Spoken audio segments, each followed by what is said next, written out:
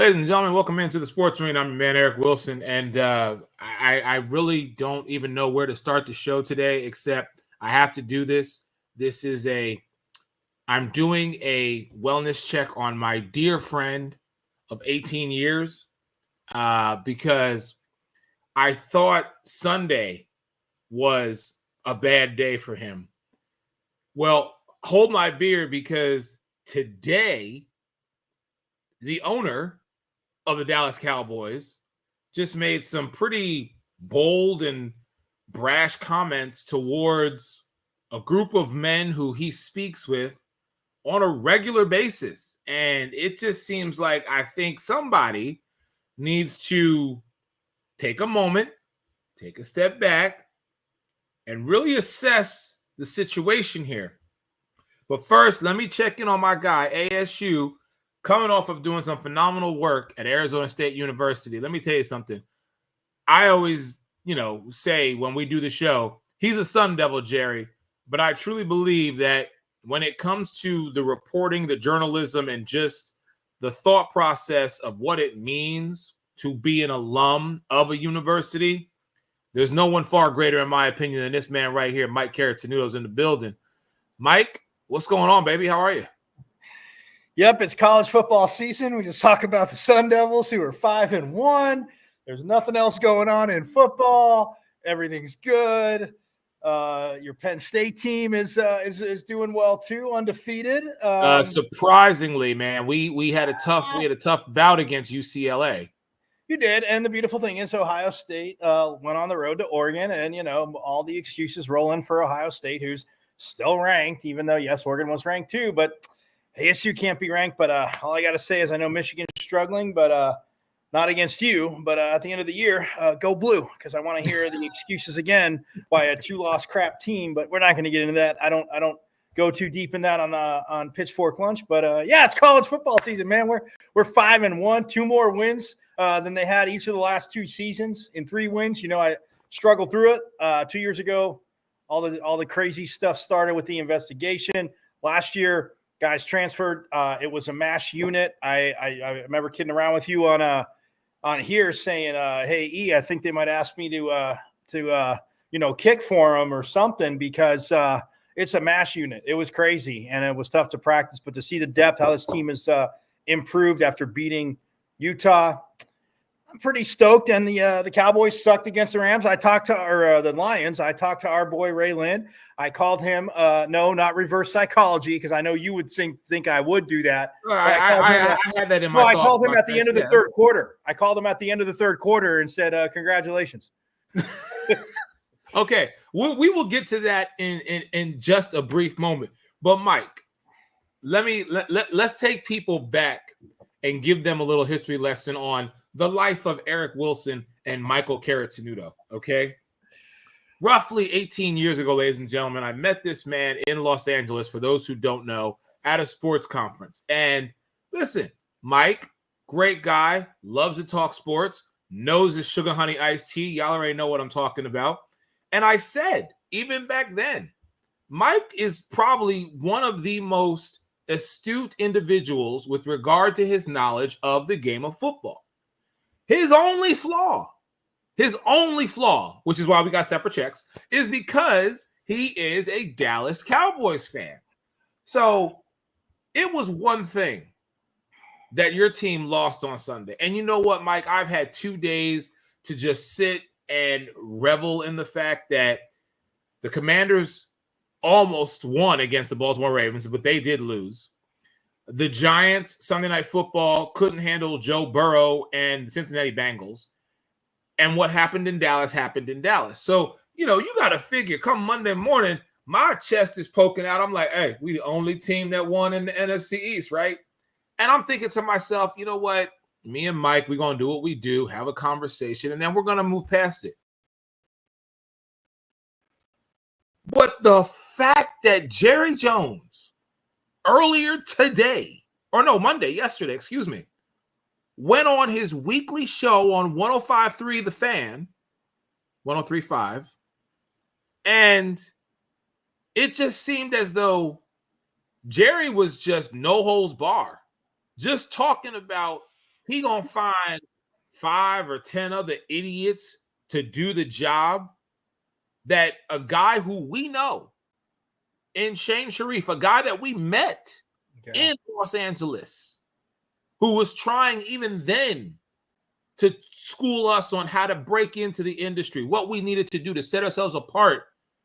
You had a weekly conversation with the NFL owner with regard to the good and the bad, with regard to Dallas. And all of a sudden, Jerry just came unglued. Now, listen, worst loss in his entire franchise since he's bought the team. Worst loss ever. That's number one. Number two, you lost at home, where the year prior, no one could beat you at home until the postseason. But number three, and I think this is where I think the straw broke the camel's back. It happened on his birthday. I think at that point, Jerry just was like, it's like the scene in Coming to America in the barbershop when the lead barber was talking about Joe Louis and everybody was coming at him. Jerry was like, F you, and F you. Who's next? Like, I was like, dog. And again, shout out to rest in peace to James Earl Jones and John Amos, because again, phenomenal movie. But Mike, what is going on? Not with the team, not with the organization. What is going on with your owner? Yeah, I mean, look, it's to the point where, look, we talked all the way back in 2013. You know, we started talking about it back then. Like, wow, Jerry's actually smelling the roses. I actually complimented him because that's when, as you know, and I bring it up multiple times throughout the years, but they drafted Zach Martin instead of Johnny Manziel. Even though Tony Romo was playing, even though you can't stand the Cowboys, I mean, Tony Romo, again, why are you drafting Johnny Manziel? Because he ain't going to replace Tony Romo. Right. I mean, again, Tony Romo may have had turnovers, but there's a lot of things he did, you know, that other quarterbacks weren't doing at the time. So they draft Zach Martin. So they're like, wow, Jerry's starting to, you know, smell the roses, and he'll do his press conference and yada, yada, yada, this and that. And he'll take all the credit. And, you know, I mean, you can, actions are always speak louder than words. We know that old adage. But when you say you're all in, and look, you know, I wanted Saquon, obviously a teeny bit younger, but knowing he had the house in Texas, I'm like, sign Derrick Henry. Yeah. Like, you could have worked it out. And then Derrick Henry, like, yeah, they never talked to me. And Jerry's like, well, we talked to him. Derrick Henry was like, my agent never got a call. We never talked to Dallas. Why? I mean, Derrick Henry's a quiet dude. I'm not saying the dude's never, you know, told a lie or anything. But what does he have to benefit to lie? Like, seriously. So you don't sign a running back. You bring Zeke back. All right. And I do think Rico Dowdle has grown. I mean, Jimmy Johnson was talking about that. So, you know, for what he noticed from tape, and I'll obviously take Jimmy Johnson's word, but like, Dowdle's just getting more and more comfortable. You know, he's a 220-pound back. Like, you know, he's fitting in the offense. You can dump it to him out of the backfield. He's got that speed, but he can run between the tackles. But you say you're all in. You don't sign anybody. Dan Quinn wants a head coaching job. And look, I'd have been all for letting go of Mike McCarthy, letting Dan Quinn be the head coach. Believe me, I told you that. I said it on the show. It's nothing. I think that, you know, Mike McCarthy's first year, you know, I wanted him fired for, and I can say his name now, for bringing in Mike Nolan. I'm like, that's ridiculous. Like, are you kidding me? But Jerry Jones, to that whole point, always wants to credit 3 12-5 seasons in a row. Like you said, you know, after the second one, and then picking before we did last year, you're like, yeah, they'll probably win 12 games again. And exactly. That's that. Because look, and now I will say this, they wouldn't have won the game if all those guys, I mean, you know, there's Micah Parsons, Deron Bland obviously started the season on IRE. He's close to coming back, which again, on the other side of Trayvon Diggs, we know secondary wise, at least how much better that looks for the Cowboys.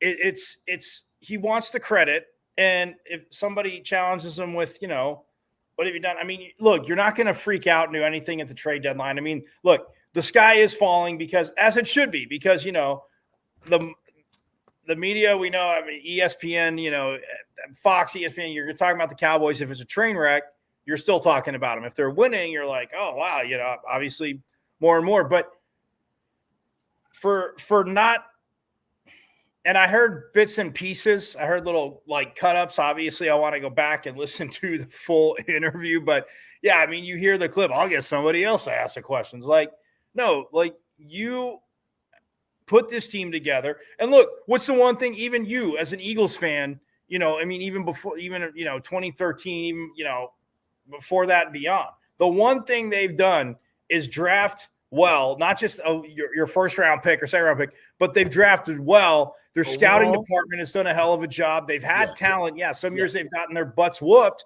Right. But, I mean, ever since Bill Parcells, I mean, obviously with the revamp, and they were struggling for a long time, but you think back to that, like ever since Parcells, when he left, the cabinets were full. Jason Garrett coached way too long because the cabinets were full, and, he was able to get them a few division titles. Everybody's rotating, winning the division, as you well know, but the cabinets are full defensively. What Dan Quinn did the last few years, like, wow. I mean, yes, you do draft somebody like, you do draft Trayvon Diggs first. And I'm like, man, that's a hell of a pickup. And then when I wanted them to go corner again, but then they trade down because those guys are gone. And who do they get? Well, I'm not crying about getting CeeDee Lamb. We can get him later. They get CeeDee Lamb. Like you develop a guy like Deron Bland.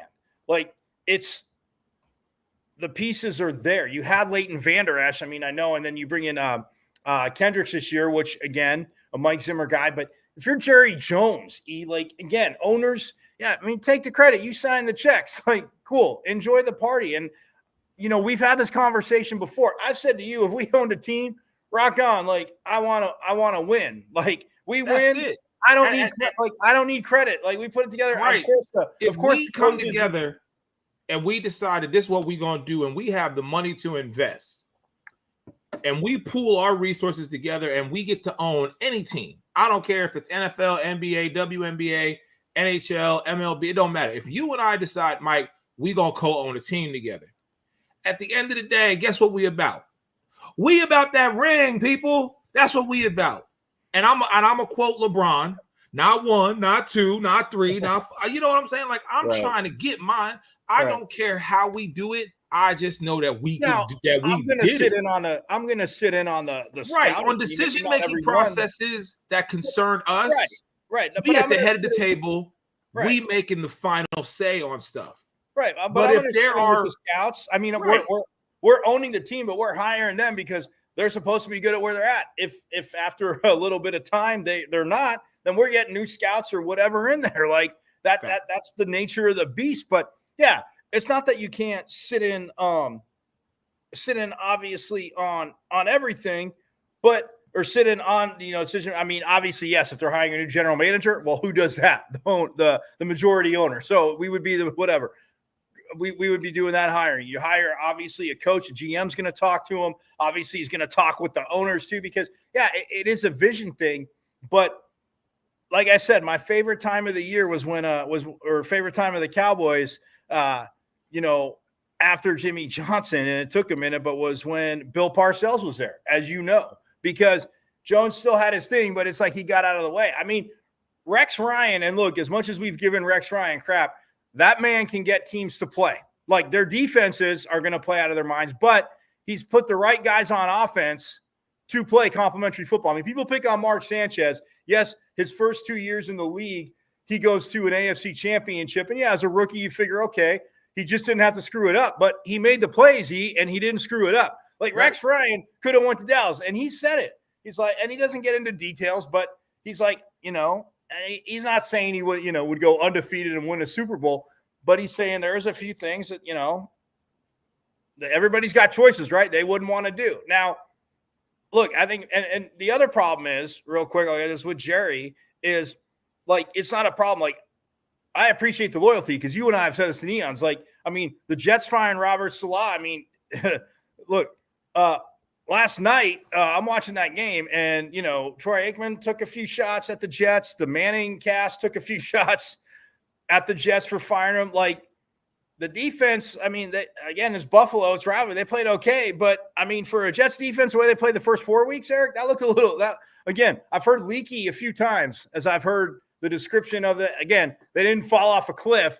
But, I mean, like that last first down that Josh Allen got, I'm not saying he wouldn't have got it if Robert Salah was there, but They let him get outside way too much. And like, but Josh Allen was just doing Josh Allen things. Oh, 100%. But yeah, with the Cowboys, it's like, Rex Ryan has said, it's like, yeah, there was a few things that, I could have done it, but, agreeing to that, there's a few things. And, if Jerry Jones looked great, have your press conference, take the credit, he's let his scouts, his son. I will give Steven and the scouts credit. Like I've told you, like they have drafted and developed core dudes. So then my thing on this, and then I do want to play part of what Jerry did say, because I actually got it queued up here. Here's my thing with regard to Stephen Jones, okay? If Stephen Jones is going to be that guy, if he the heir apparent, then I feel like he needs to start taking the reins more and stop letting his father just continuously easier said than done.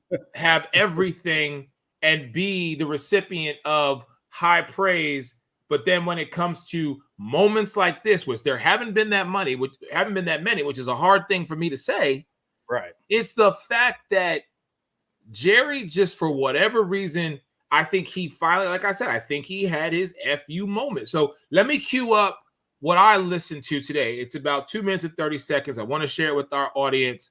And I know you said you heard bits and pieces, but here it is. Let me just share this really quick. This is what he was talking about. Well, this is what he said. Let me know if you can hear it too. Seems like my point. Let me tell you what I'll do. I will let us sit down and look at the decisions we've made over the last several years. Okay? I'll look at it. Now, if you think I'm interested on a damn phone call with you over a radio and sitting here and throwing all the good out with the dishwater, you have got to be smoking something over there this morning. I'm not. And I really don't, and I don't even want our listeners to listen to me, to talk about, this is not your job. Your job isn't to let me go over all the reasons that I did something and I'm sorry that I did it. That's not your job. Well, my job is to ask why. A job, or I'll get somebody else to ask these questions, man. Jerry, we're trying to figure out why the team is. I'm not kidding. I'm not kidding. You're not going to figure out what the team is doing right or wrong. If you are, or any 5 or 10 like you, you need to come to this meeting I'm going to today. There are 32 teams here. You're geniuses. Jerry, okay? Y'all really think you're going to sit here with a microphone and tell me all of the things that I've done wrong and without going over the rights? Well, now, listen, we both know we're talking to a lot of great fans and a lot of great listeners.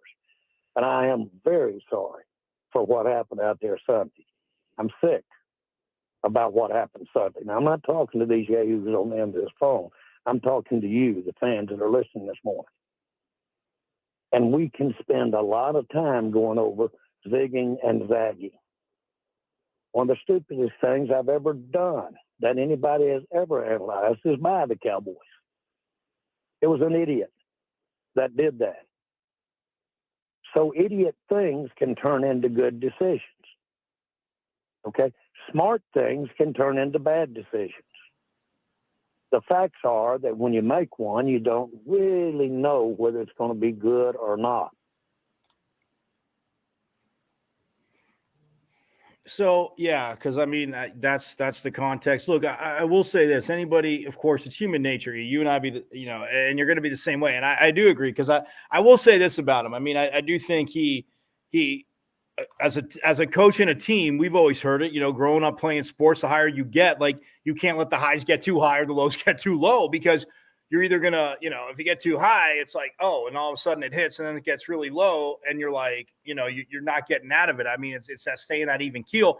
Human nature is, yeah, I mean, and like I said, we've known obviously Sean a while, and he went from, I think, St. Louis to Dallas, and he's been there and he's been interviewing Jerry for a while and getting to listen to some of his stuff getting to listen to sometimes when he does that. I mean, I've gotten online and listened, but it's funny because, everybody's going to have their reactions, and it's like, well, yeah, he pigeonholed it by saying, "Oh, well, come over here. You make every decision. You're geniuses." And what's the one thing I've always said to you over the years? Us as fans and us as armchair GMs, we sign every great player. We'd have a team. We'd have a starting, 22 of all Pro Bowlers, because somehow, as fans in general, you can pay everybody. Somebody hears the salary cap is fake. Remember you and I talking about that about 2 years ago? I'm like, I know. Trust me, I do. I remember. You can get guys to restructure, but you're still stuck within a dollar amount. Like, Right. You're not going over that dollar amount. It's not baseball where you have all that crap. You and I know that, or the luxury tax, I should say, not crap, but a luxury tax. And, some teams, obviously, bigger market teams will pay it. And that's the end of it. But yeah, I mean, look, it's a bad look. It's defensive. Like, if he wants to sit there and say to them, "Oh yeah, come over here. Let's see how you solve it. Let's see that everybody's got a thing." I personally, and not even because it's the Cowboys, Eric, I wouldn't have had a problem with it. But once you say, if he said to us, "Well, I'm just going to get somebody else to ask the questions," I go, "Well, you do that, because if you think that we're tough on you, wait till those others are asking the questions." Right. Because we know you. We had that constant communication with you. We understand you. They've cultivated that relationship with him. So if there was anybody that I feel like, and I'm not saying Jerry should ever give a pass because he's Jerry Jones. He's going to do what he wants. What I'm simply saying is, over time, when you do what 105.3 has done with Jerry Jones, they begin to understand who he is, and he begins to understand their intent. And so I just feel like at that point, again, I will say, to me, it just felt like Jerry was like, "I'm not having this. And if I'm gonna show my backside, I'm gonna do it here." What I do find interesting, right. And this is where I have I have many issues with Jerry, but the issue that I currently have with him is the fact that he just feels like, to your point, anybody can do this. Well, no, Jerry, not everybody can do this. So on behalf of those media individuals who are on the level of a 105.3, who have that opportunity, just be mindful of, at the back of your mind, who you're talking to, because moments like this are going to be the reason that you either catapult to the next level, or, like Jerry said, he gonna go find somebody else. Now, with Jerry, I fully expect him, because this is what he does. Yeah. He will go find people that will cater to him. He will go find people that will tote the rock with regards to always putting Jerry Jones and the Dallas Cowboys in the best light possible, instead of finding those media people who actually give a damn and only want to provide that content that is worthy of being produced. I say this not as a knock, but let's call a spade, Mike. You and I have been doing this for 18 years. There are people who are just now trying to get into a podcast, or have been doing podcasting or doing social media since COVID started. Right. Okay. And now all of a sudden they feel like, they on this level. No, boo-boo, it don't work like that. Right. The sweat equity needs to be put in. You think all this is just some fly-by-night trust and believe? It ain't. Okay? So if Jerry wants to go find those individuals, then you know what? You go have fun. But I guarantee you, when you're not getting the respect that you already don't receive from the outside media, because as everybody that I talk to, and I talk to so many people, and as you have as well, you either love the Cowboys or you hate the Cowboys. But here's the caveat. We're always still talking about them. Right. Well, and ever since Jimmy Johnson, too, I mean, look, you can go back to that timeline. People say, "Oh, you're going back." But, Jimmy Johnson left because, Jerry Jones. And, I mean, I'm pretty sure when I went back, and it was back in the day, I could probably find those tapes if you want to, watch those Super Bowls that the Cowboys, like, hey, next time I come out, I'll transfer into DVD. And we'll hang out. We'll watch those games. No, don't I didn't bring say that. We couldn't watch the Eagles afterwards. We just watched the Cowboys. No, but I'm pretty sure, like, Jimmy, yeah, it was exciting. They get the first, they get the second, back to back against the Bills. And, hey, everything, Jerry's done. And, obviously Troy and, the players are excited, but they're talking about that. It's like, I want the credit. Well, yeah, okay, you bought, and he's right. People were like, you're going to buy the Cowboys? Like, okay, great. It's the Dallas Cowboys. It's just been like this. It was here, and then it's just, and it's been down here, and then, 1-15. And he wasn't giving those pressers in the beginning when, that even though they pull out, I mean, except for maybe the trade Jimmy pulled off with Minnesota. Thank you, Minnesota Vikings. I'm always cool if they do well because, hey, maybe one day we can make another trade with them again and get all that. No, but I mean, all kidding aside, look, I mean, you want to talk, you want to be, give things fine. Great. Go ahead and do it. But yeah, to your point where you say, I'll get somebody else. Well, Jerry, like, yeah, yes, it is 105.3, The Fan. It is the flagship station of the Cowboys broadcasts. For those that don't know, but yeah, it's and the funny thing is, like, yeah, people showing the true colors, and yes, it was his 82nd birthday, and to get a 47-9 beatdown from the Lions, like it's to me, yeah, we'll say this before I wrap up on Jerry, like it reminds me of like I think I had mentioned to you after the show a few against the Saints, like it's like a team like that's like.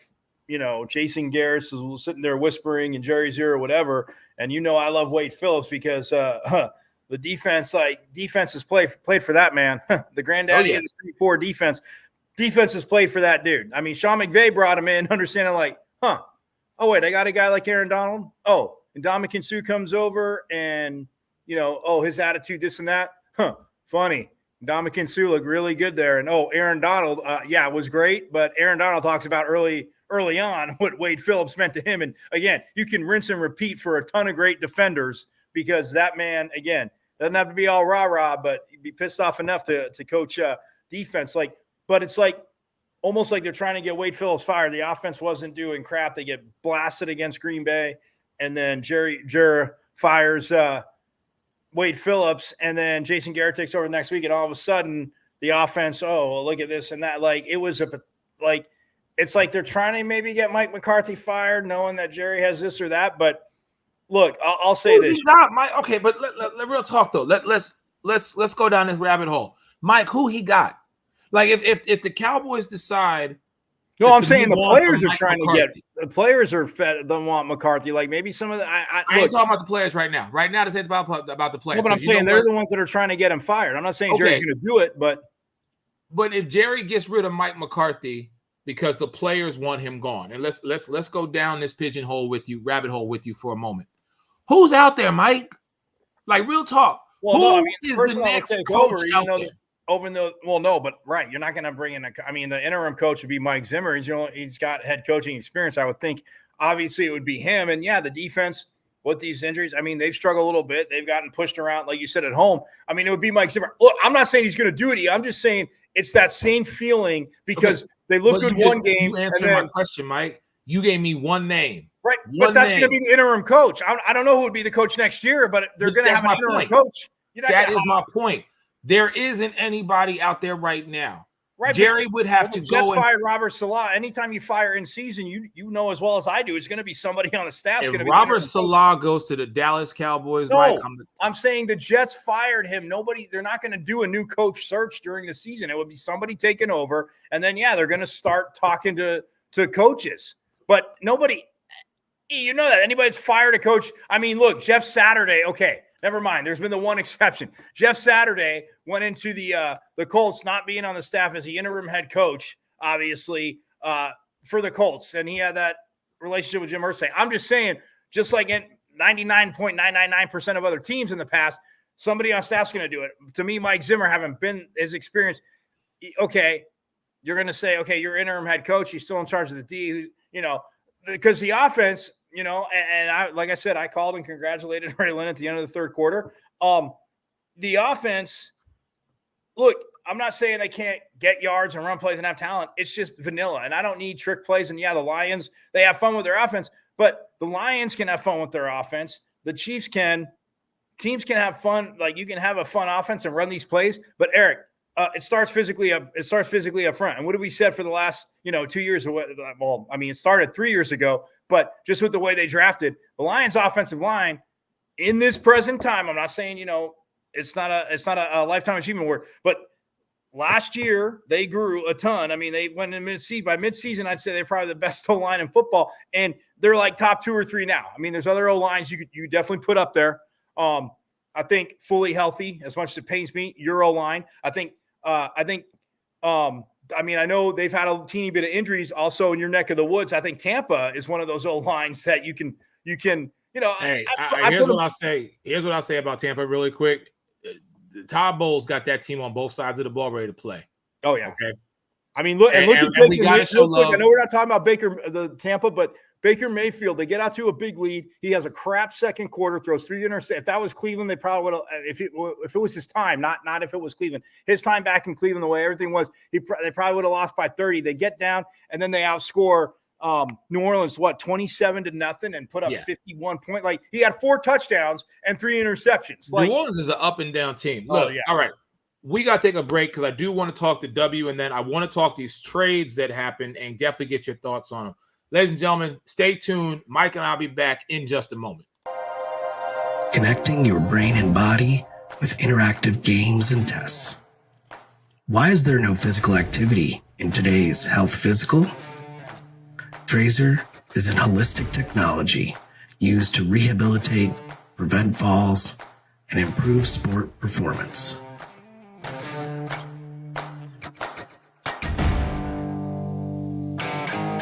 Trazer reports provide you, your clinician, your physical therapist, or athletic trainer objective data to make decisions on your health and performance over time.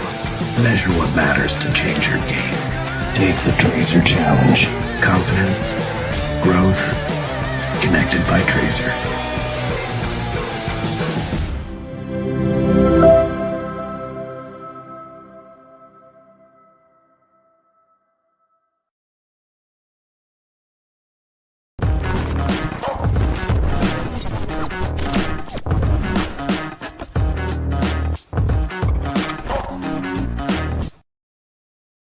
All right, back here on the Sports Radio, man, Eric Wilson, alongside Mike Carrot-Tenuto. Forks up. He's a Sun Devil, Jerry, talking all college football. Sorry, not sorry. Let's move on because, like we said, it is the WNBA Finals. Tomorrow night, Game 3 between the New York Liberty and the Minnesota Lynx. The series is tied at 1 apiece, and if I've said it once, Mike, I know I'm beating a dead horse, and you have heard me say it, but I'm just going to say it again for those who ain't listening, for all y'all in the cheap seats who have turned off the TV now because your girl Caitlin Clark ain't playing. Y'all are missing out. That's all I'm going to say. So, that being said, 1 apiece, Mike. Give me your thoughts on Game 3 in Minnesota between these two teams. Yeah, I mean, look, this is a series. I mean, you and I know I saw it, and I think I had said to you in passing real quick, like, yeah, I mean, I thought New York would win, but it's going the distance. Like, I mean, you got Nafisha Collier from Minnesota. Somebody one night put up 40. You got obviously Stewie, like we said. But then if Stewie's still having a good game, but then Sabrina Ionescu again playing, because at Oregon, and even her rookie year, I know she got banged up. She hurt the ankle later, like mid rookie year. But moving over to point guard, and again, not being that quote unquote, like everybody always says, Eric, natural point guard. But look, she's handled it well. I mean, and yes, when you have New York's lineup, it can help you a lot. But again, she's still handling the rock, but she's still, off the ball. That's where I say, and point guards, not that they're not good at moving off the ball. I mean, they need to be ball dominant. Makes sense. That's why they're the point guard. But the way she moves as a point guard off the ball, I think is, again, with like what Sandy Brondello can do with that offense is the big thing that helps. Because it's like, okay, they try and take the ball out of her hands. I mean, look, obviously, Stewie can bring the ball up the court if she has to. Phoebe, she's been, I know, 3 points, but her defense on, Courtney Williams in that second game. I mean, Williams, did have 15 points, but you and I both know, even with that lineup with Collier, could go 25, 30, 35, but Williams is still obviously getting those points. I mean, she's been a huge part of their offense. Anybody saw Minnesota, they play defense, and we talked about that throughout the year, but they can play that defense because they're just going to go down. And even if they happen to go on a cold streak, it's like, well, they're never out of a game. I mean, look, the obviously game one, the Liberty, you're up. You're like, damn, it's a 16-point lead. I'm like, I know they can come back, but man, you're not doing that against the Liberty. And what did they do? They came back and won the game. Like, okay, well, I'll just, take my crow a little bit fried there, because I was like, no way. But then obviously the response in game two, look, it is an awesome matchup. I mean, Vegas and New York, a lot of people said, oh man, we wish that could have been, the finals. And again, not that they're disrespecting Minnesota, but it's like, for, New York beat them, in order to be the best, you got to beat the best. Well, they beat them before the finals because back-to-back champs, they had that ginormous, target on their backs. And with the team they have, but man, I love the in-game adjustments from both these coaches. I mean, obviously, Cheryl Reeve coaching, an Olympic coach, but what she's done in Minnesota these years. And I mean, Sandy Brondello obviously always have a soft spot, as the Mercury organization just has a soft spot for Australians, as we've had a lot of great ones come through here and win titles. No, but I mean, all kidding aside, like what Sandy Brondello can do and getting her teams to respond. And yeah, I mean, it does take having talent, but New York shares the ball. I mean, look, I'm talking about, and it's funny because I know you always tease me not mentioning certain players, but all season long talking about how UNESCO and Stewie played off each other, and oh yeah, by the way, there's a double like machine, could be a double machine in Jonquel Jones. Not only can she get you down low, but now she's pulling other bigs out that might not want to step out. Oh, and Jonquel Jones started hitting threes. Like, not that she wasn't before. I always knew with Jonquel, she had it in her arsenal, right. But I think it's like really Keisha Collier on the other side has been shooting like her career. I mean, it's not like, she just sits there and chucks, but her career, she obviously, we know she can play down low, but she, she will put up the three, and she has done it in her career at a more consistent, putting the shots up as a consistent clip and obviously hitting them. She's not just going to keep taking them if she's missing them. But for Jonquel Jones, like I said, I mean, we know she's dominant down low, and it's like, okay, so you sag off her. Well, she can take a dribble or two, and also obviously we've seen her hit the mid range. And it's the same thing with like Nafisha Collier. So like from a matchup standpoint, like you love this series, but it's crazy because like I said, you just get down each team's list and you're like, oh. Like, what about this player? And what about this? I mean, it's right. But you and I have always said that with regard to when we go down the list of players that are on any of the 12, soon to be 15 WNBA teams, you can interchange them and they are going to have an impact no matter which team they're on. But my thing is this, when you're talking about the team, I mean, listen, Breanna Stewart for the postseason, 2024 postseason WNBA for the Liberty, she's pretty much 20-9 with regards to points, rebounds, and 4 assists. Oh, by the way, she's got at least almost 2 steals and a block. You know what I'm saying? Right. She's hitting. Here's the thing that I find very interesting. Do you know out of the starting 5 for the New York Liberty, Breanna Stewart, Sabina Ionescu, Jonquel Jones, Benijah Laney Hamilton, and Leonie Fibish. Mm-hmm. With the exception of Benijah Laney Hamilton, Mike, those women are hitting 30% or more from beyond the arc. Yep. And Benijah is only at 28.6. Yeah. So when you talk, and Jonquel, the postseason, Jonquel is second. It's Sabrina, then Jonquel. No, I'm sorry. I take that back. Leonie is first. Then Sabrina, then Jonquel, then Stewie, and then Benijah Laney Hamilton at 28. Even by bringing in Sloot in, who will always forever be my floor general, coming off the bench, she's at 33%. All right? Now let's flip it over to the Minnesota Lynx. And again, Mike, and I'm talking just from beyond the arc. We know what these women are capable of, but since three-point shooting seems to be the thing that everybody focuses on nowadays, which can you hit from beyond the arc? Thank you, Stephen Curry, for that. Again, Courtney Williams at 58%. Nafisha at 40.9. Then you've got Kayla McBride at 36. Yep. Oh, my bad. Alana Smith, 40.7. Yep. And Bridget Carlton at 31.9. I mean, they are just popping threes from every which way. So what is that? But they're also not getting out of their game plan too, because they are cutting down low. I mean, the second you step out, I mean, like, look, you'd rather see them chuck from three, like we always say. Like, yeah, I get they can hit, but you should take your chances with them. You know, well, not every shooter, but yeah, when you're all shooting about at least 30%, people will be like, oh, maybe I'll sag off. But once you get to 35, 37, 40%. I'm not sagging off you. Somebody double team from somewhere else because they're going to kick it out. We play. Listen, we playing man covers the whole time. I'm like, nah. You come even near the line, I'm on you. I'm telling you right now. You got to break my ankles to get past me, because if you try and pop one from beyond the arc, I'm going up with you. Yep. So all right, you're right. Game like, 3 those percentages are cool. I mean, those Game 3 tomorrow night in Minnesota, Mike. I'll tell you right now, score is tied 1-1. Mm-hmm. I'm riding with Brondello. I'm riding with Stewie. I'm riding with Sabrina, and I'm riding with the Liberty to take Game 3.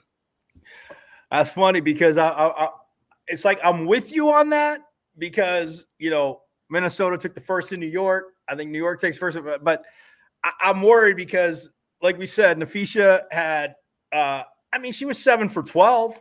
0 for 1, only took 1 3, but 2 for 2 from the line, 8 rebounds, but she had 16 points, which, again, she had 16. Courtney Williams had 15, but on 14 shots. I mean, Courtney Williams was shot 50% from the field, which is sick. 7 for 14, 1 for 2 from 3. But, Collier had 16. Williams had 15. And then Alana Smith had 14.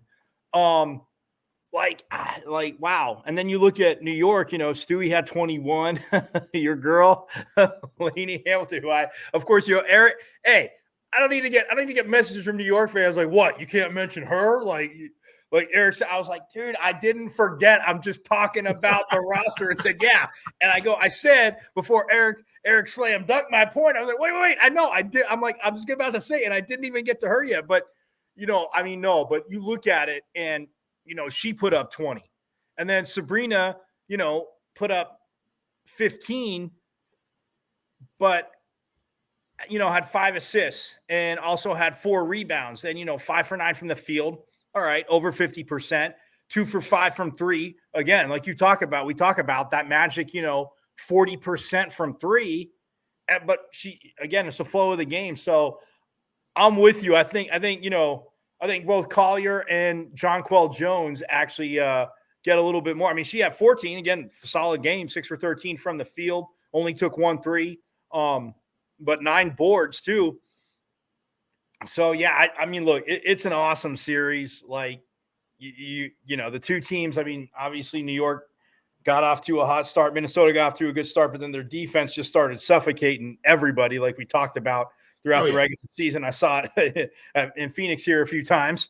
But yeah, I mean, gosh, it's like at this point, it's like it's literally, to me, I love when coaches say at this point of the season, it is roll the ball out and play, because, yeah, you're going to have coaches. Obviously, you have 2 coaches, very well respected, obviously very good coaches. You're going to make adjustments, but there ain't nothing the team's doing that either one of them haven't seen. It's just, can you make that play? Can you put a little wrinkle into maybe, the way it looks, or, somebody gets, just open. Shots are, as we know, like you said, a little more, not that they're not contested, but even, in the NBA, like you see a team 7-game series, 5-game series. It's about literally, like I said, roll the ball out and play. What tweaks can you make? Your coach can remind you and do it. But I will say this, I'm good with New York too, but I finally got listened to, because I know you saw the changes for next year. The finals will be 7 games. Finally. Finally. Thank Yes. you. And I'm not saying Eric didn't agree with me, Sports Arena peeps. I'm just saying I've been busting on it from even when the Mercury won. Like, I mean, come on, you start like 3 games series. Like, are you kidding me? No, like, we both have been pounding the pavement. And Yes. we get things take time, but come on, man. Right.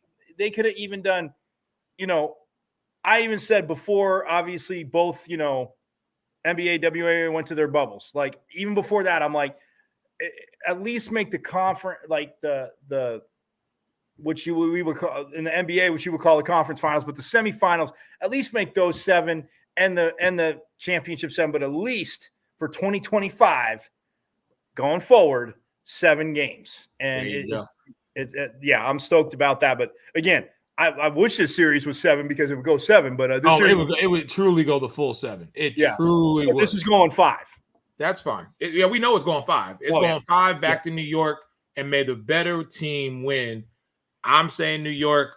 I mean, Mike, you still reserve the right to switch, and things may change. But oh no, I'm going. I picked. I mean, look, for Game 3, after the Suns went out. The Mercury went out. I was like, well, I told you I'm going with New York. Yes, because the Mercury just got hosed and a lot of bad call technicals, all that junk this year. Thank you, WNBA refs. It's funny. It's much better for the finals. Weird. But anyway, I digress to you. Mike's but I'm just saying our Mercury got hosed. Mike's not bitter. We're back in 10 seconds. Nope.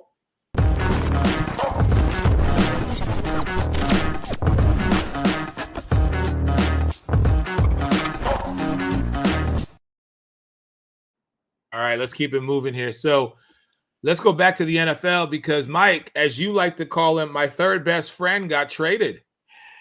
My boy Amari Cooper. Yeah. Now I guess I gotta accept. I mean, Amari Cooper going to Buffalo. And I call him your third best friend because I don't know why you ever got so mad at him. I mean, because he played for Dallas, Mike. That's why let's call it what it is. He got 5 years, $100 million, and didn't do squat. Well, he destroyed the Eagles no. He destroyed the Eagles secondary when they played. And you know that because you used to tell me that. Mike, a broke clock is right twice a day. Come on. Oh, here we go. Look, okay, he is a Bill. And look, that is huge because what I will say is his personality. I mean, you saw it working. I mean, even last year in Cleveland, when he had his moments. But I'm saying even the year before though, when he got traded there because Baker Mayfield was there and talking about forcing the ball, but Amari Cooper, had catches and they're talking, OBJ forced the ball, whatever. But look, I will say this about Amari Cooper, and people say, oh, this and that. When he was with the Raiders, I mean, granted, they drafted him, but big numbers. Had decent, had speed, had other receivers around, and again, not that he's slow. You come to Dallas, he worked his way in, and him and Dak did. I mean, they built a very solid rapport, and then you can choose to pay, whoever. And then once CeeDee Lamb got drafted, it's kind of like, well, we'll see what CeeDee does, and obviously he had a good year. But what did I say to him? I mean, CeeDee struggled a little bit out the gates after, or the next year because Amari Cooper's, and that as much as you like to pick on somebody, I know, but you know that too. Like you're going to struggle out the gates because now it's like, okay, we're not saying you're not talented enough to be number one, but now that double coverage is going to come to you. How are you catching in those windows? So look, and CeeDee Lamb has grown. Hey, you wear that number 88 in Dallas. There 100%. Is a level of responsibility that you put on your shoulders every single Sunday. It is one thing to wear that star on your helmet and on your jersey. It is another to be the quarterback of, quote, not America's team, the Dallas Cowboys. It is a third thing to don the number 88 and be the wide receiver when you have guys like Michael Irvin who have worn that jersey. Guys like Des Bryant who have worn that jersey. And guys like Drew Pearson who have worn that jersey. When you put that number on your back, what you are saying to the rest of the NFL is, I am the top dog. I am the X. Right. With regard to the Dallas Cowboys. Right. So with all that glory, comes all that defense. Yep, exactly. Oh no, 100%. But look, I'll say this with and look, the Jets defense, like I said earlier, I mean, we talked about, maybe a little leaky last night against Buffalo, but still not bad. I mean, look, you held Buffalo to 23 points. You scored 20, a few plays in the red zone.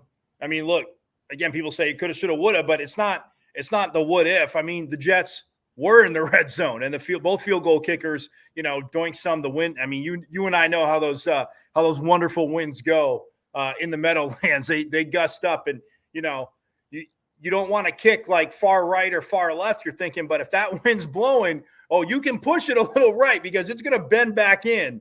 Them two field goals that Zerline missed. Yep. I mean, you missed the one. And Bass missed one too. So I mean, no, they did. They did. But I was just like, when you missed that first one, I'm like, okay, I get it. Yeah. But when you missed that second one, I was like, come on, you're supposed to be Greg the Leg, man. I know. And you figure, again, it is tough to adjust the win, but again, that's what they get paid for. And people say, oh, well, kickers. Yeah, that's why nobody likes this and that. Anybody can do it. No. Hey, we show love to kickers on this show, okay? Exactly. Because not anybody show love to kickers right here on the sports arena. Yeah, because in that win, not everybody could do it. Look, it is tough, but when they're missing touchdowns, I mean, they rush for one, there's a penalty. I know the O-line. I mean, the Jets O-line has been better. Yes, Aaron Rodgers has gotten hit. I know Tyron Smith missed a few, missed like one or two blocks yesterday. But it's not like the Bills' defensive line is slouches. So, I mean, you look at that. But, yeah, Aaron Rodgers, again, they had chances. There were penalties. Again, you missed field goals. Yes, that's dejecting. But at the same time, like that last pass, and Rodgers was talking about what Mike Williams, again, we know the success he's had with the Chargers even before, playing full season. I know he torn his ACL coming back from that. But if he goes just a little bit outside, he fell down, almost makes a catch. I mean, that interception was sick. But I digress. You're asking about Amari Cooper. You look at the Bills, Keon Coleman, the rookie, this kid, I mean, looks good. But Mac Hollins, had a good game. We all know Khalil Shakir could be that guy. Curtis Samuel, it's not, and like we always said for the last quite a few years, is who got Diggs, and was Josh Allen forcing the ball. And yeah, there's been, I mean, the Bills are 4-2, and there's a few times, I mean, game one, game 1, 2, 3, guys aren't playing in the preseason.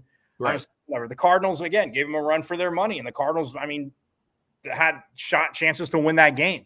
But you notice it a little bit, like, yeah, he is getting guys involved. I mean, you do have Knox and Kincaid. So if you're going to look from a tight end standpoint, there are teams that have, as we know, very good tight ends. But from a 1-2 punch, I mean, Knox and Kincaid, I mean, that's pretty damn good. But it's not that guy, there's with Diggs being gone, it's like, okay, and Gabe Davis leaving too. I mean, that's the other side to it too. People say, yeah, we get Diggs. If Diggs missed a little bit, I mean, he missed a game or two, but Gabe Davis took that workload. Not all of it, but Josh Allen was looking for him spreading the ball around.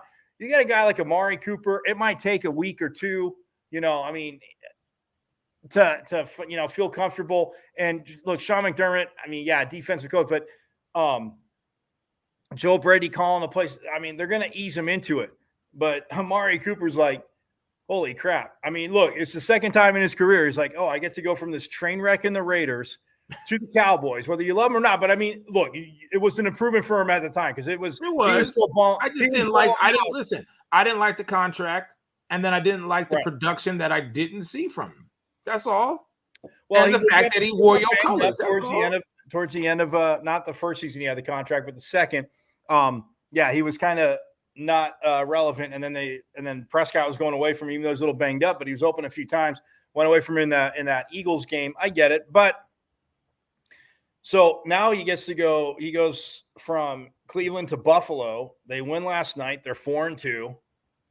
Okay, like it could take a week or two. And plus, what Buffalo's they have a. What you need the schedule? Yeah, their bye is. I got it right here. Their bye is week. Oh, they got that's till week 12. So, I mean, look, he'll be in practice. They can ease him in. But you look at, I mean, week 12, that's a great time to have a bye because they play Kansas City. Week 11, they have a bye. And then Oh, and then they get to host San Francisco on Sunday Night Football on December 1st.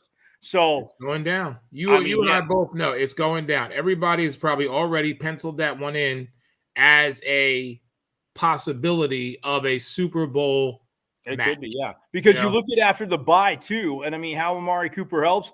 I mean, you talk about the 49ers defense. Yes, you need weapons. And again, Buffalo does have them. And I mean, James Cook obviously didn't play last night. Everybody knows that. He's banged up. But he'll be back. But you look at after the bye, so they play Kansas City, they have a bye, and then you look at San Francisco, like you said. I mean, they're 3-3 right now, but I'm thinking they're they're getting healthier and healthier guys get back. They're all right. But then they play the Rams. So after their bye, they got the Niners, the Rams. Oh, and then they're at Detroit, which is going to be, present to be an awesome game. Again, could be a Super Bowl preview. Not far-fetched there. Then they host New England, who they should beat down. And then they oh, wow. Okay, so after that stretch of tough games it's Patriots, Jets, Patriots. I got you. Yeah, Patriots, Jets. I mean, the Jets will be tough. Look, I'm not counting the Jets out by any means because, look, they have the weapons. Being able to stand Aaron Rodgers personally is one thing. They have the weapons. They clean stuff up. Garrett Wilson. I know like week one, I think it was, or week two, it was like, man, that could have been the catch of the year from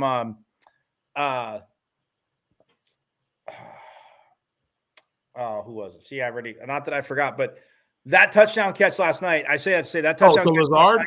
By Wilson.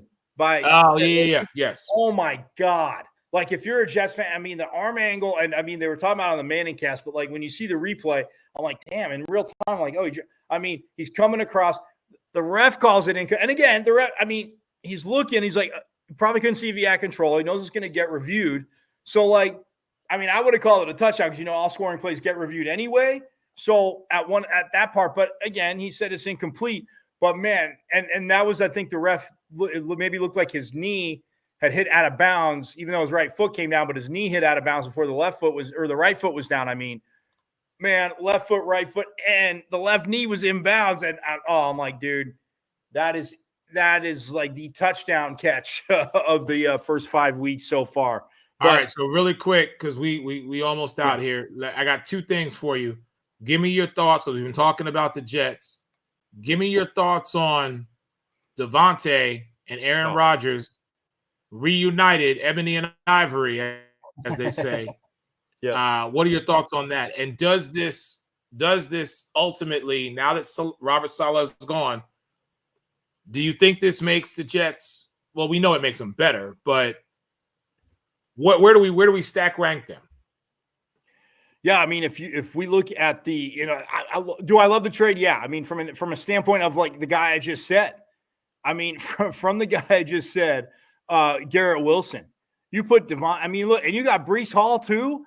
I mean, look, the Jets right now, look, they're 2-4. They're definitely not. I mean, out of the division, I mean, Buffalo would have to take a total crap. And with you and I mean, again, talking about Josh Allen, I don't think it's gonna happen. But look, I love the fact Devontae Adams goes there. Yeah, it's Aaron Rodgers' boy. You have Lazard, who again you can move around. You can move Adams around. I mean, look, you put Adams, you line Adams and Wilson up together on the same side. I mean, in a bunch or whatever. I mean, just what you can do. And Adams understanding, like, obviously having the understanding of Rodgers. They're definitely not out of it. I think they could be a wild card team. I mean, they're scheduled to Miami again.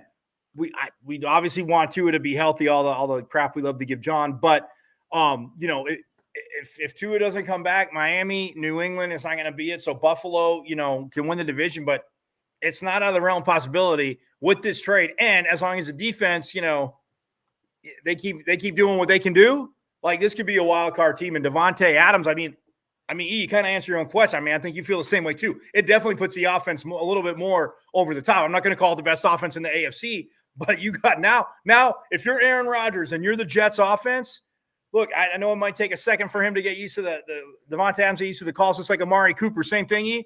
But yeah, ain't nobody in New York going to want to hear crap for excuses and jerseys. That's what I'll say. And especially like we said, the end of the year, that second to last game of the regular season, that Bills-Jets game, barring health and injury, you know what I'm saying?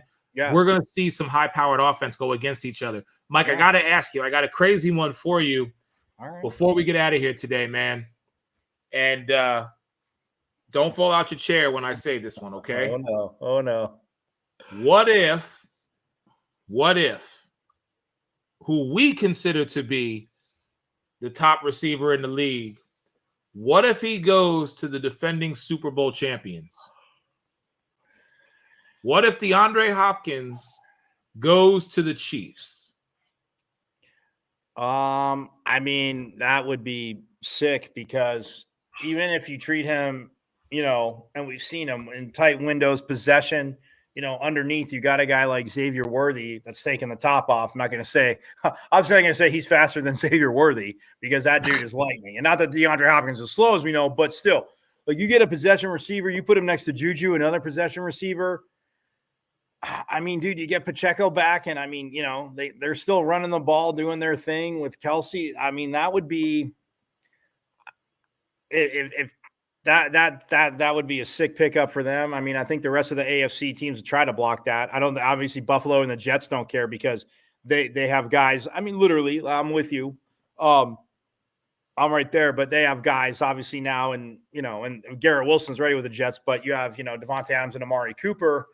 They're like, okay, but, I mean, I would think, what if, and their receivers, I mean, Zay Flowers kind of been up and down, but what if he ended up, I was going to say to you, what if he ended up in Baltimore?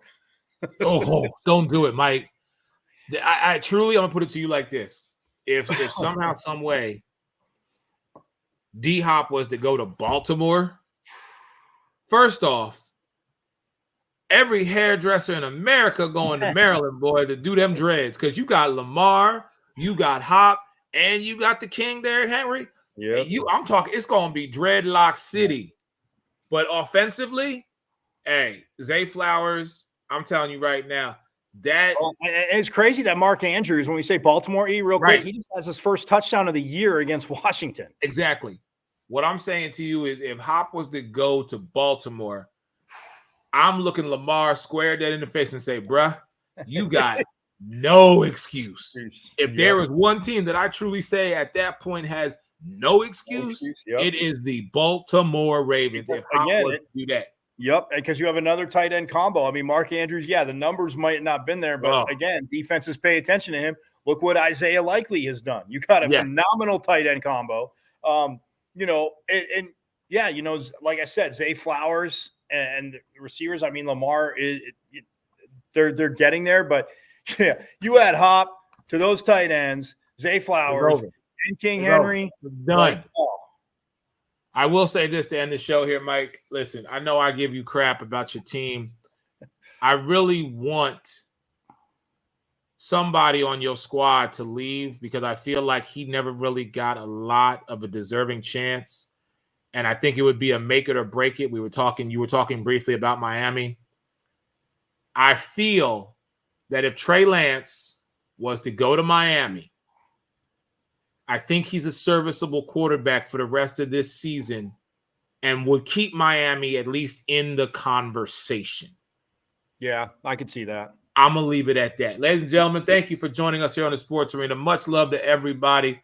Again, I had to check on my boy Mike. Hey, forks up. He's a Sun Devil, Jerry. My man, 50 grand. We will holler at y'all next week. Everybody stay blessed. Mike, I'm going to say this from the heart, and I don't want you to get mad at me. As much as I'm glad that y'all lost, all I'm saying is that is a birthday present I wouldn't wish on anybody. For real. Not you, me, or anybody else. But I'm still poking my chest out saying we the only team that won in the NFC East this week. That's it. Everybody stay blessed. We're going to holler at y'all. Peace.